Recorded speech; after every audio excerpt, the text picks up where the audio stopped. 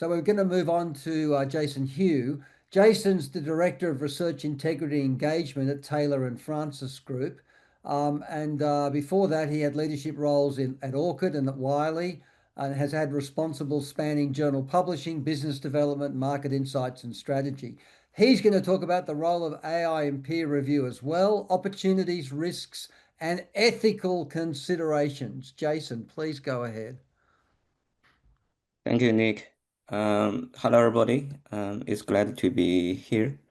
So, s- uh, so today I'm trying to talk about the AI in peer review more from the ethical perspective.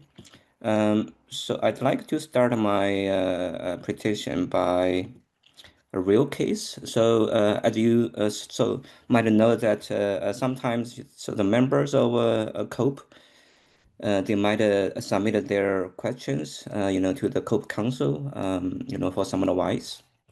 So this is a real case, just in the being submitted in the early of the 2025. So basically, the case is, a journal. They have a reviewer who identified a possible, AI use by the authors. And then so the reviewer, they reported this in the confidential the comments to the editor, but also the reviewer also they themselves so use a free AI tool to have a check so this submission and find out that yes, it's so possible. It is quite possible that so the author of the article they use the AI to generate the article itself. Also, the reviewer, the reported so their use of this AI tool to the editor as well. So the question to the journal editor is, can reviewers run confidential manuscripts on AI checks? Can reviewers mention in their comments to authors that they suspected the fraudulent use of AI? Um, can we trust such review? When we send out the decision letter, should we take out the reference in the review to the reviewers so the suspicion that the text being crafted by AI? So I will leave the questions here for you to think about that for a while. So just a very quick brief about COPE. So COPE was a non-profit organization being established in UK in 1997 by some volunteers. And currently it has over 14,000 members, so mostly journals from 97 countries. And the mission of COPE is to bring together all those involved in scholarly research and its publication to strengthen the network of support, education, and debate in publication ethics. So the core activities of COPE and the resources, mostly, like being outlined here. There are the forums and the webinars for the live discussion cases, and the journal members they can submit their questions to the COPE Council. And the COPE Council also produced many very useful flowcharts and guidelines and a discussion documents. So normally the flow is for the emerging the issues, COPE might start with some forum and webinars, then to formulate a decision. To formulate some discussion documents, and then once it's more mature, then COPE Council will try to produce some guidelines, the formal guidelines and flow charts, right? Um, yeah, so in the area of the AI, so COPE has already started the discussion um, in the format of a forum back in 2019 that I'm aware of. And then, so 2021, Trustworthy AI for the future of publishing.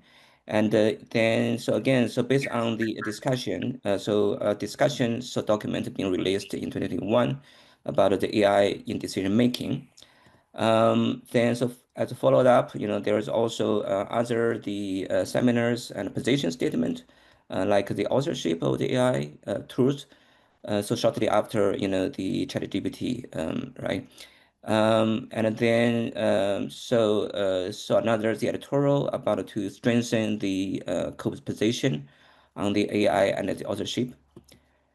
Yeah, and then so another the forum to discuss is AI and so fake papers. As so Sven he mentioned, the paper mills issues. Um, and yeah, so then so another so seminar, so AI and peer review in so 2023. So lots of discussion has been so happening so already. Um, and so another one in 2024, right? So back to so today's topic, so AI in decision making in a broad sense. As a so we can see, and also Sven, he showed a great a graph to show the workflow or the workflow from summation to peer review to production to the discovery reading stage. In every stage of the workflow, there's a great opportunity, for some the AI or the other sort of technology to be implemented, right?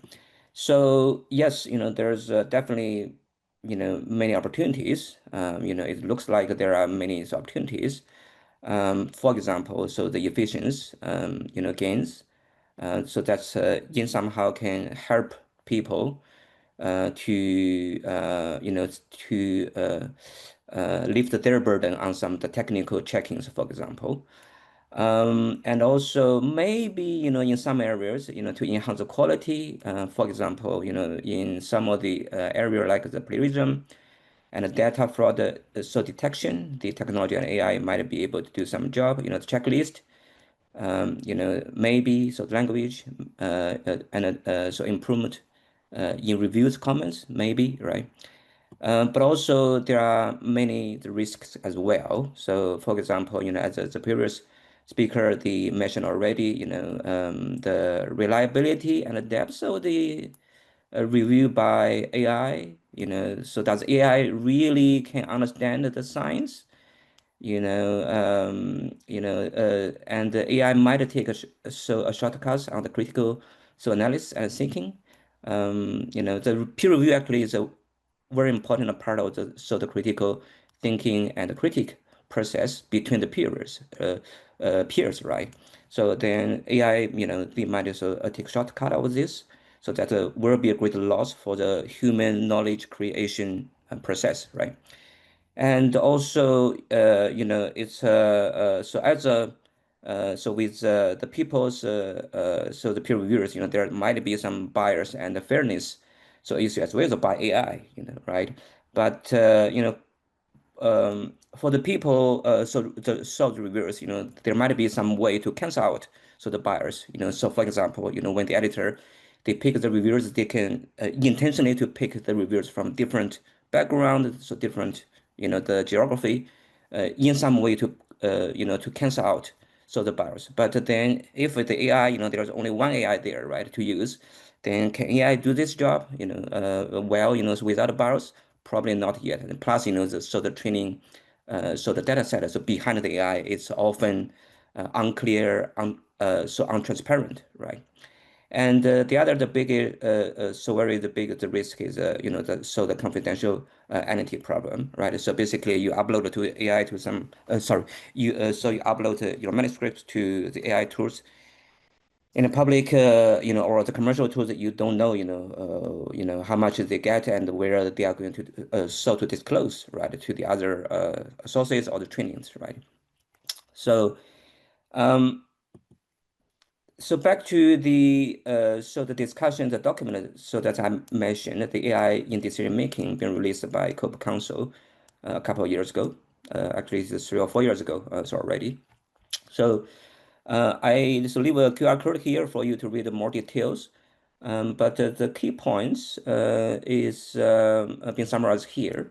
So the first one is it's worthy to to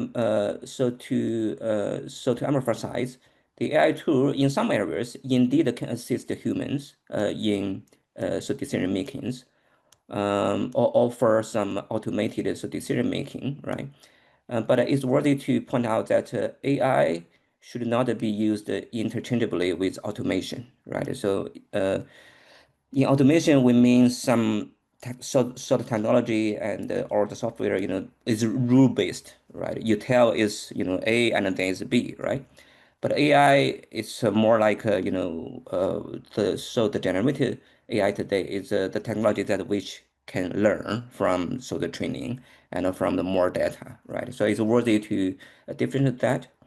And yes, to some extent, the AI and the automation tools, they do can some way to assist faster and maybe uh, so accurate peer review.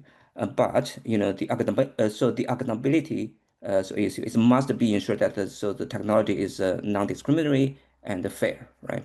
And the other the key area is the responsibility that requires any the technology being applied during the preview the process. It requires a human oversight, checks, and monitoring, right? So transparency is the other issue. I think currently the AI actually indeed have lots of problem on the transparency of the process, right? And then buyers as well. So that's kind of also the key points I think being mentioned and summarized within the document and for the community really to think about more, but also have a more debate and test so on this.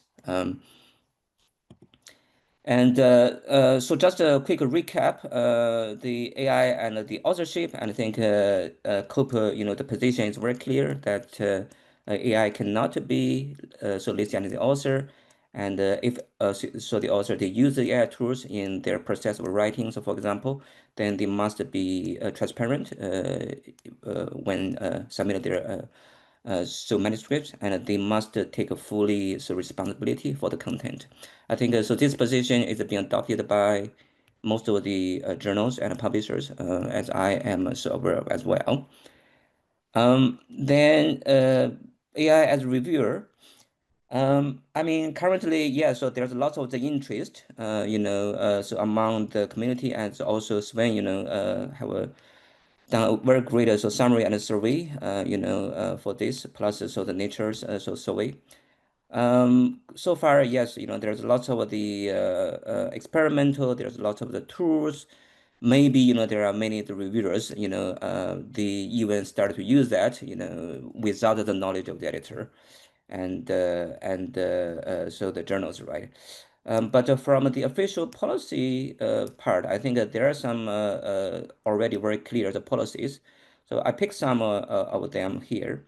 One is from the founders, like the NIH, their policy, they updated their policy in 2023, I think. They made it very clear. So they prohibits AI in their peer review process. So the ground.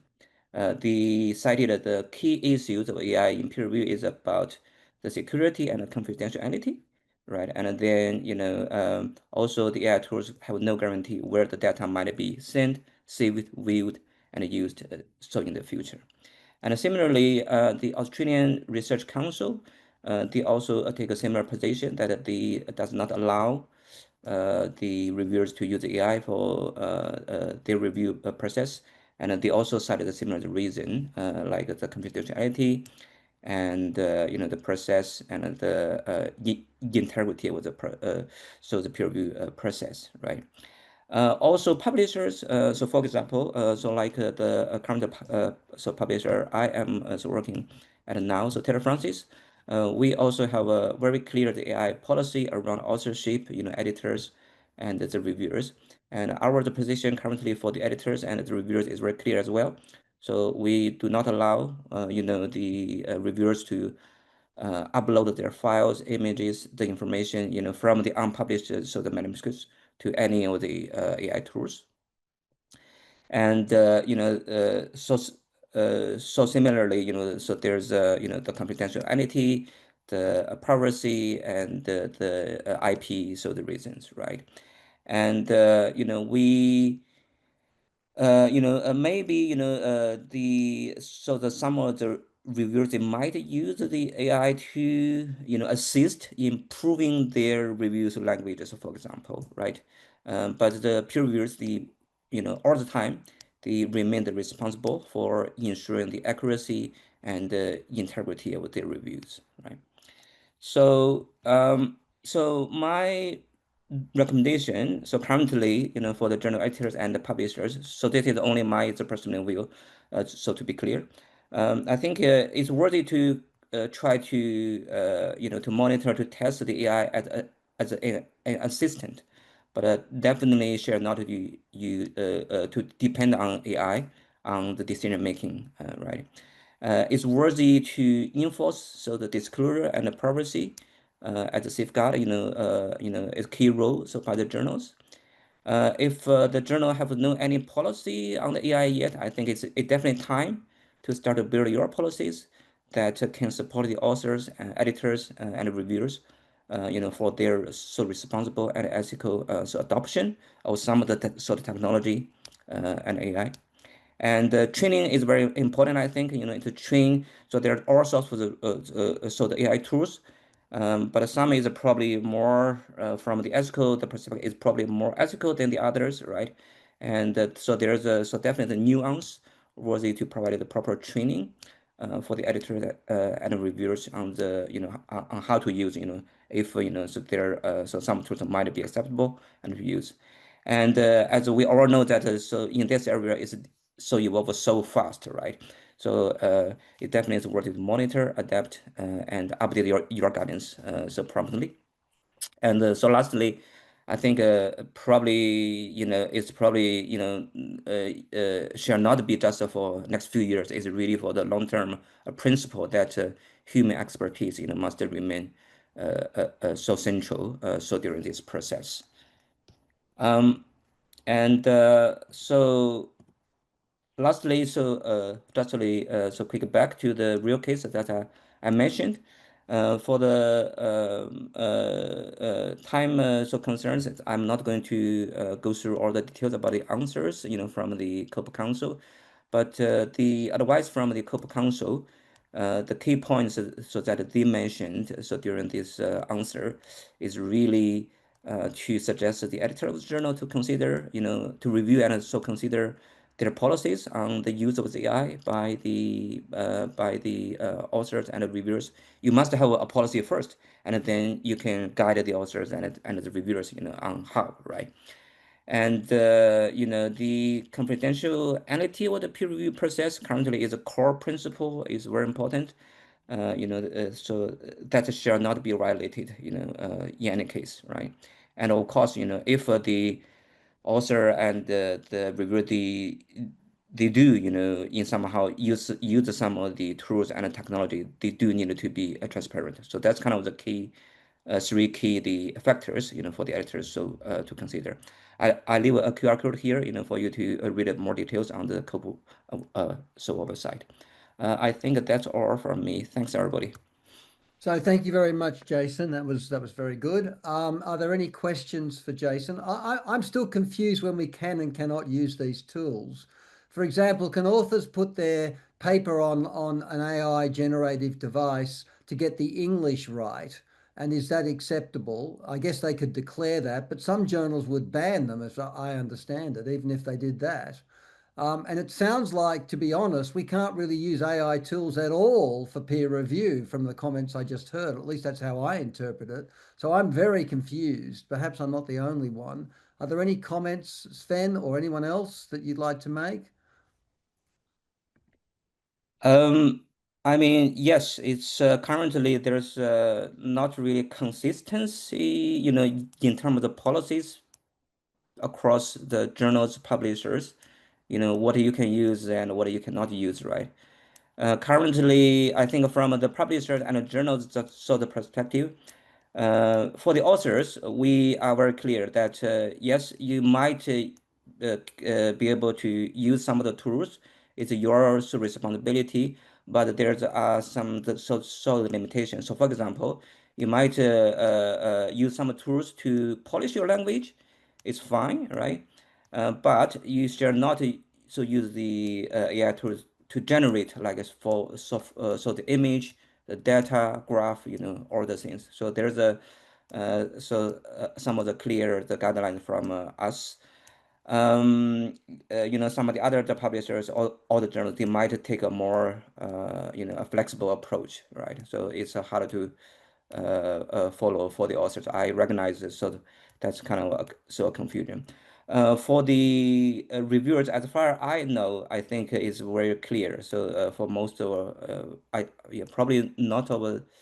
It's hard to say how many journals, but as I am so aware that all the big publishers, so at least the prohibit so the reviewers so to use. I think that the key one of the key thing is really you cannot upload, the manuscripts you are also reviewing, to any tools, so that's going to violate so the confidentiality, so for sure, right? But you might to use AI tools, to help, on some so polishing your review so comments, it might be fine. If you have very specific questions, you wanted to ask the AI tools, so separately, right? So it might be fine, right? But again, so the reviewers will need to be transparent, so to the editors. I think so. That's kind of the approach, we are taking. But it's also there's nuances. It's really hard to define very so detailed, the policies, right? So it's a challenge for us as well.